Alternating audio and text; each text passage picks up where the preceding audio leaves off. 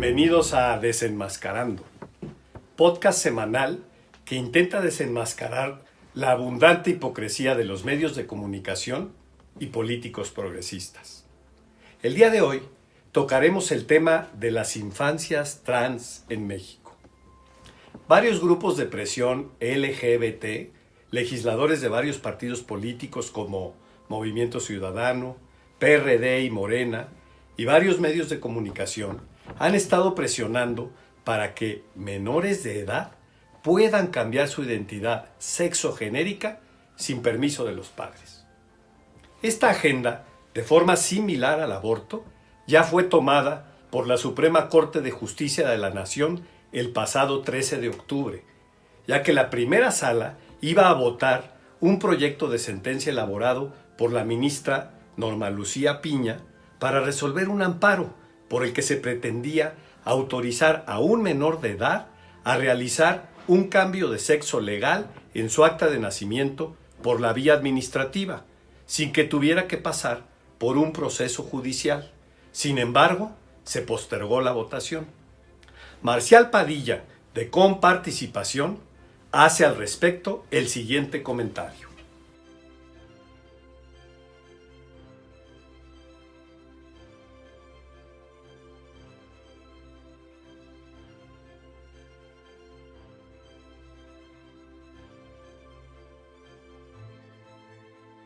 La Suprema Corte de Justicia y los medios de comunicación dicen que hay una violación a los derechos humanos de los niños transgénero, ya que según lo que dice la Suprema Corte de Justicia de la Nación y la teoría de género, el género y el sexo no son lo mismo.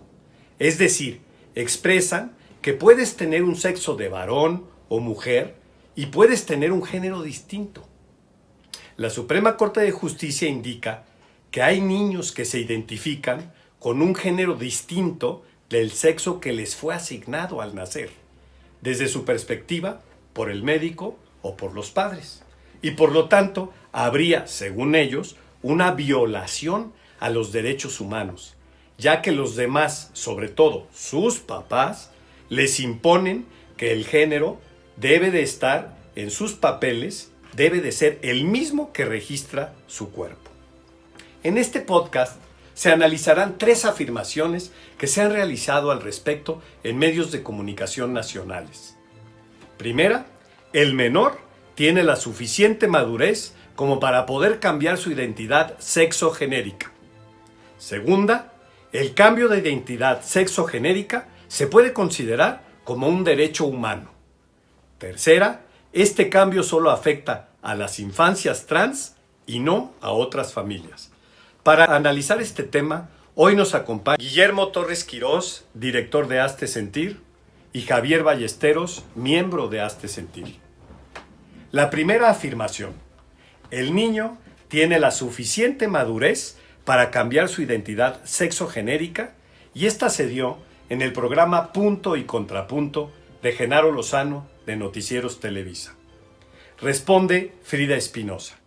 A ver, Isaac, habla Tania sobre consentimiento informado. Y una de las posturas de quienes están en contra de estos temas es que ¿cómo puede tener un consentimiento informado una persona que tiene 6, 7 años? No tienen capacidad para poder pensar realmente qué es lo que quieren. ¿Qué le dirías a estas personas? Híjole, creo que falta mucho escuchar a las personitas, pues, ¿no? De repente creemos que no tienen esta conciencia de saber quiénes son. Digo, si yo lo abro y lo expreso como persona trans, o sea, yo desde que tengo conciencia tenía claro que mujer no era, pues, ¿no? Que finalmente mi identidad, mi autopercepción estaba en la masculinidad.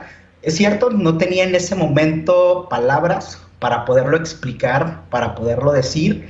Sin embargo, yo sabía que una niña no era, pues, ¿no? Entonces creo que es importante poder escuchar e incluso poder hacer esta reflexión, ¿no? Si yo, sin mencionar mi corporalidad, ¿por qué soy hombre o por qué soy mujer?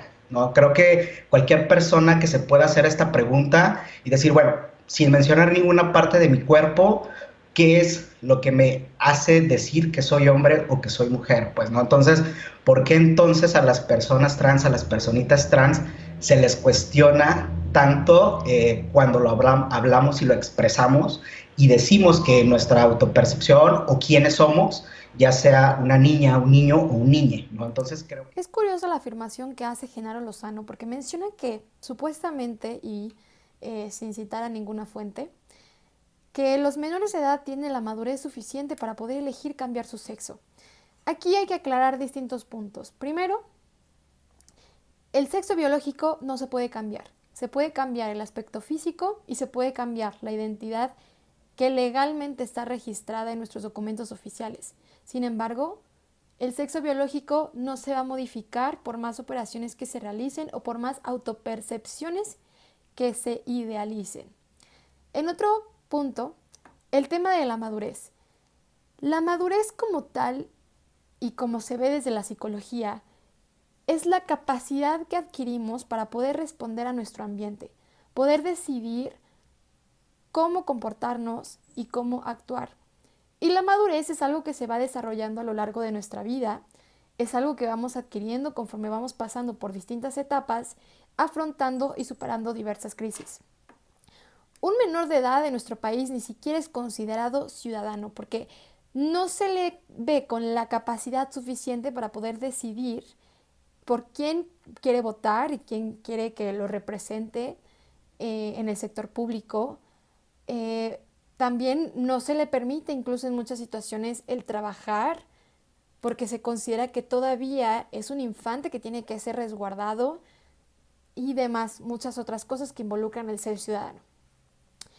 Además, un menor de edad en nuestro país tampoco puede ser libre de decidir el querer tomar alcohol, sacar una licencia de conducir o incluso en unas edades muy tempranas el que sea válido que el menor de edad elija qué carrera universitaria a qué carrera universitaria quiere dedicarse en un futuro.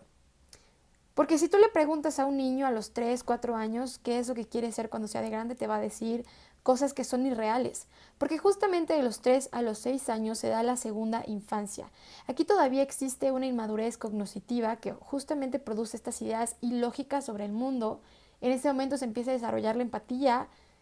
Y es aquí cuando se le empieza a recomendar a los padres que comiencen a hablarles mucho más sobre el tema de la sexualidad a sus hijos, su sexualidad biológica, no ideológica.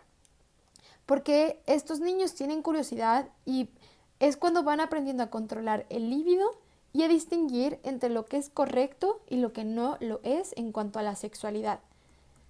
Sin embargo, muchísimas personas podrían decir que el tema del cambio de sexo se da pues cuando todavía un niño está más maduro o tiene conciencia de lo que quiere, pero hay que recordar que el cerebro humano se termina de desarrollar hasta los 21 años de edad. Y existen casos en Estados Unidos y en diversas partes del mundo en donde los menores de edad, desde muy tempranas edades, por ejemplo el caso de James de Texas, han logrado han entrado en la discusión del cambio de sexo de su identidad legal. Justamente el caso de James generó muchísima controversia porque su madre afirmaba que este menor de edad quería ser mujer solamente porque se ponía vestidos.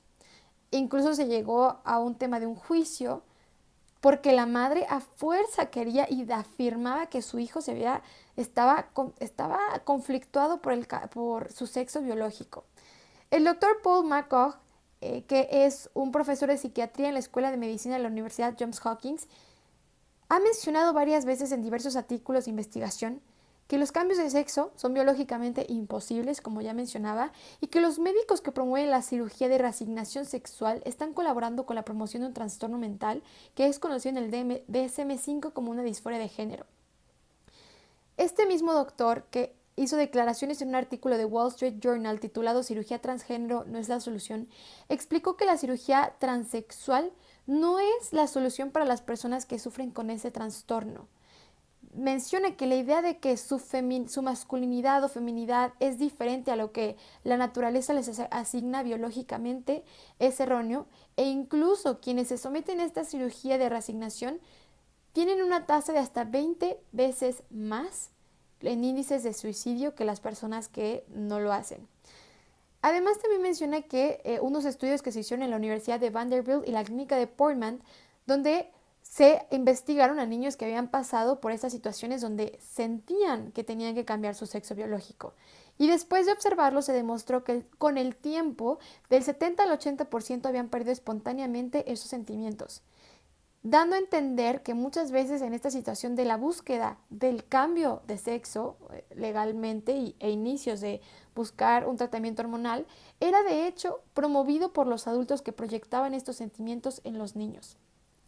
Así también hay diversas investigaciones donde se menciona, por ejemplo, la FDA ha clasificado ya como graves más de 26,000 asociados con bloqueadores hormonales, ¿no? Entre donde está el acetato de leuproide, la tiptorelina y muchos otros tratamientos más que ya han estado relacionados directamente con problemas, directamente con muertes, pero también con problemas físicos, psicológicos, porque lo que hacen estos tratamientos es que reducen drásticamente los niveles de testosterona y estrógeno en el cuerpo y generan coágulos sanguíneos que amenazan la vida, ocasionan severas dolencias como huesos frágiles, dolor en las articulaciones y muchas otras cosas más.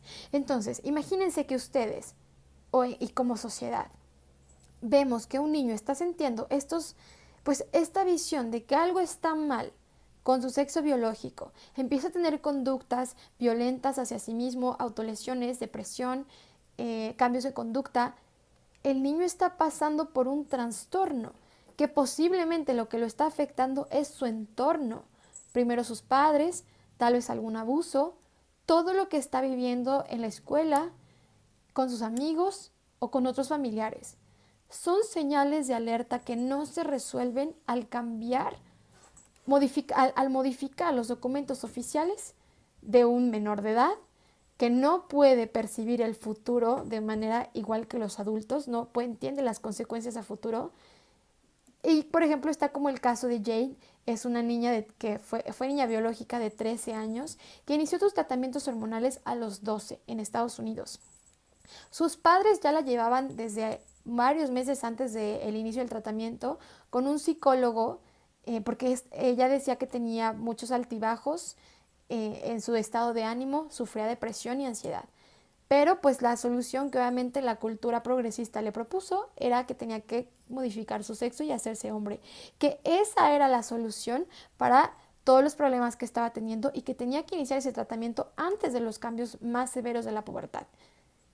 Y un año después de que inició el tratamiento hormonal, Jay se suicidó. A pesar de que en su escuela la apoyaron, a pesar de que sus amigos la apoyaron, a pesar de que su familia la apoyó. ¿Por qué? Porque no es una solución a estos niños. Ser indiferentes o ser cómplices de esto es solamente dañarlos y no buscar su bienestar. La segunda afirmación es: si el cambio de identidad sexogenérica en los niños se puede considerar como un derecho humano.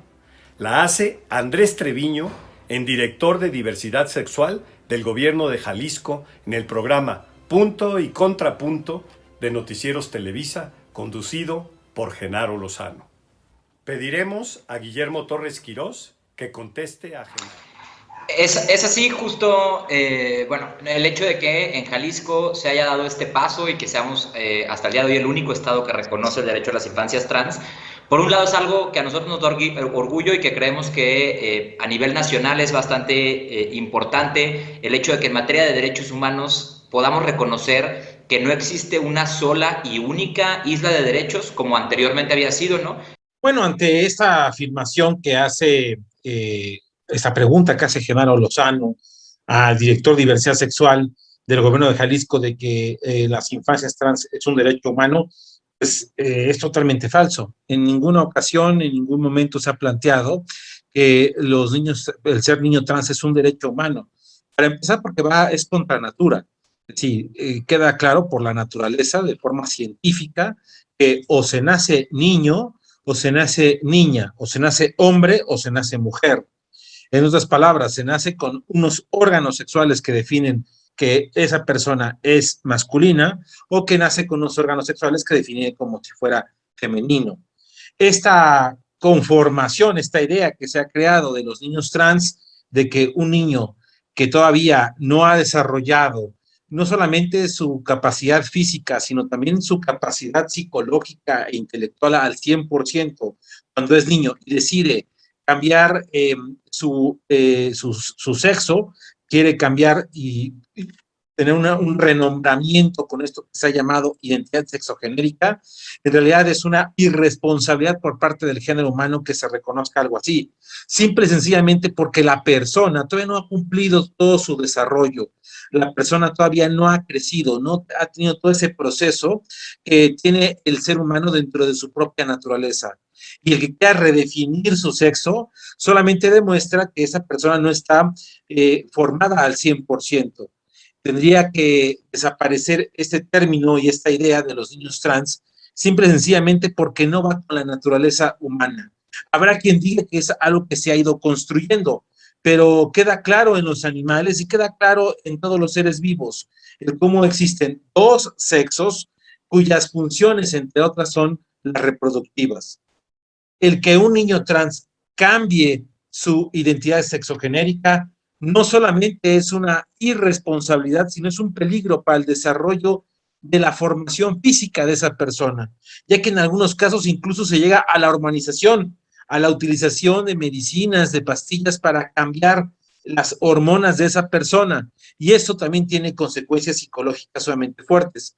Hay casos de personas que una vez que han hecho ese procedimiento, incluso el cambio de los órganos reproductivos originales, después se ha arrepentido y quiere regresar a su sexo original. Por lo tanto, no es un derecho el tema de los niños trans.